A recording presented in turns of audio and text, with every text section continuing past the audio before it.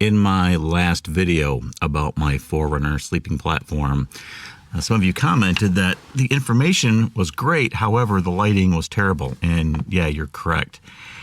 Out here in the valley, we don't get many cloudy days past early spring, so it's always hard lighting middle of the day, and I didn't have like outdoor lights set up to try to balance out the lighting.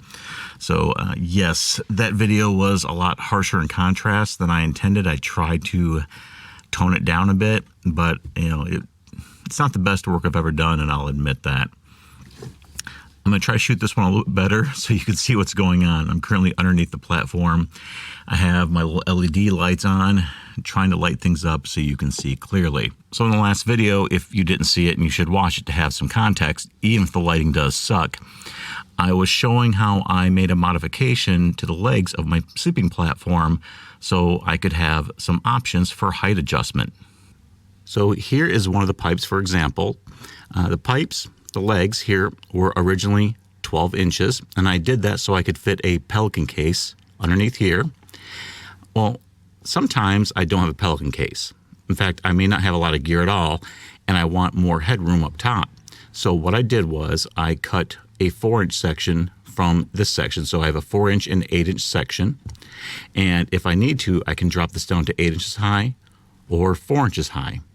And then if I need to go back up to 12 inches, which I did this past weekend, I apply this coupling, I reconnect the two pieces and put it back in the platform.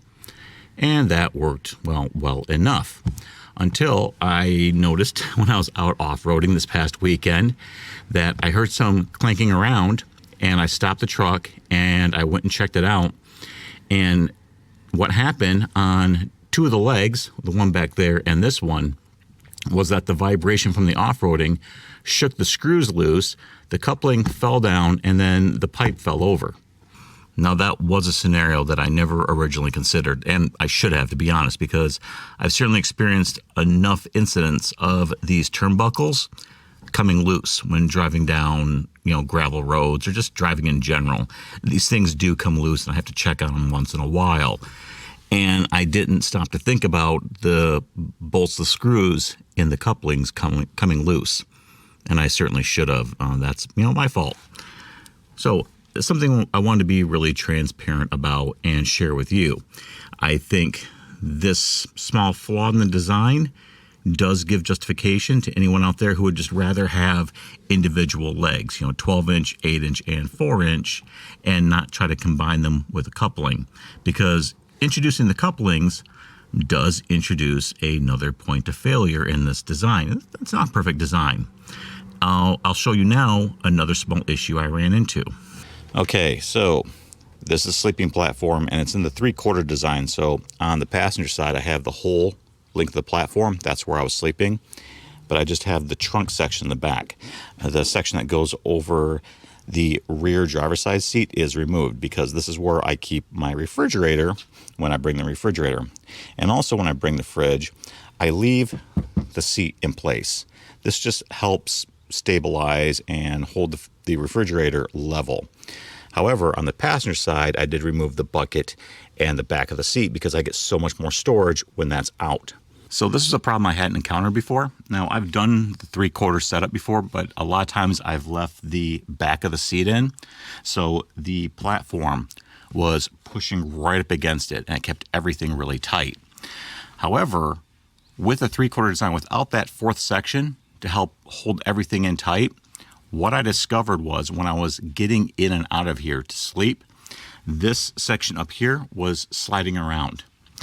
Even though I have a turnbuckle in place, the turnbuckle wasn't holding it against the other part of the platform right here tight enough.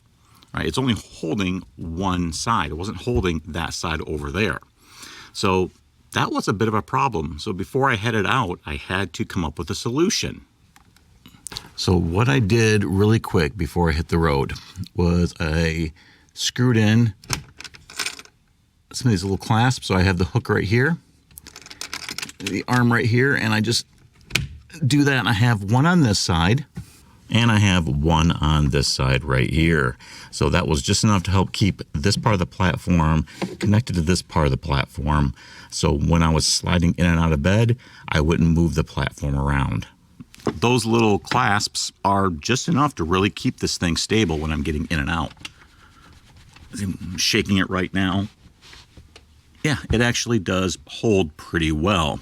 So again, this platform is always a work in progress. The more I use it, the more appreciative I am that I have it. I do get a lot of use out of this. But, each time I go out, I'm learning a few lessons. I'm learning where this could have been a little bit better at. And that's why I keep posting updates to this channel. I didn't do the one design and call it one and done. I know everything is a process. Everything involves iterations. Everything can be improved upon. So I'm trying to be very transparent and sharing with you all the improvements I've had to make over time to make sure that this platform is usable. And I really hope the lighting was less insufferable than it was in the last video. It didn't look that bad on my computer. Honestly, after I got done rendering it and I uploaded it, I thought it looked okay until YouTube got done processing it and destroying the pixels, and then it looked like crap. So I'm sorry for that. Anyways, if you find the content of this video or this channel to be useful, you don't have to subscribe.